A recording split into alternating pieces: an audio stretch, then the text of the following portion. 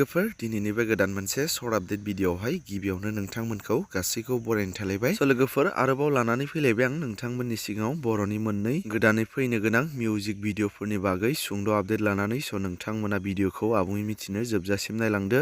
गिबि आपडेटआवनो दङ मेथाइ रोजाबगिरि बिथां खनसाय ब्रह्मनि मेथाइ रोजाबनायाव दिहुनजानाय गोसो दंबोला बुंना लाखा मिउजिक भिडिअखौ नोंथांमोना सेथि खोन्दो एबा पार्ट 1 निफ्राय लानानै पार्ट 4 सिम एबा ब्रैथि खोन्दोसिम बे गोसो दंबोला बुंना लाखा मिउजिक भिडिअखौ नोंथांमोना गोबाङानो आरो बयबो नायखांखाबाय। दा देग्लाय बोसोरावबो बिथां खनसाय ब्रह्मआ गोसो दंबोला बुंना लाखा पार्ट 5 एबा बाथि खोन्दोनि थाखाय मेथाइ बानायगासिनो दङ दे लोगोफोर। आरो देग्लाय बे गोसो दंबोला बुंना लाखा बाथि खोन्दोनि मेथाइखौ रोजाबदों बर'निनो मुंदांखा मेथाइ रोजाबगिरि सुलेखा बसुमतारीजों लोगोसे खनसाय ब्रह्म बिथाङा। आरो बे गोसो दंबोला बुंना लाखा बाथि खोन्दोआ एबा बे मिउजिक भिडिअआ बबे प्रडाक्सननि गेजेरजों दिहुनजागोन दासिमाव जेबो आपडेट मोनथ'वाखै दे लोगोफोर। उनाव जुदि माबाफोर आपडेट मोनबावोब्ला गुबुन मोनसे भिडिअनि गेजेरजों नोंथांमोननि सिगाङाव फोरमायबावगोन। आरो नेक्स्ट आपडेटआव दङ बिथां खनसाय ब्रह्मनिनो थांनाय बोसोराव बिरगोस्रि मुंनि गोदान मोनसे मिउजिक भिडिअ रिलिज जानानै थांदोंमोन आरो देग्लायबो बिरगोस्रि नैथि खोन्दो मेथाइजों लोगोसे गोदान मिउजिक भिडिअ फैनो थांबावगासिनो दङ। दा बिनि सोमोन्दैबो आङो गुबुन मोनसे भिडिअनि गेजेरजों उनाव मोजाङै मोनसे डिटेल्स भिडिअ लानानै फैगोन।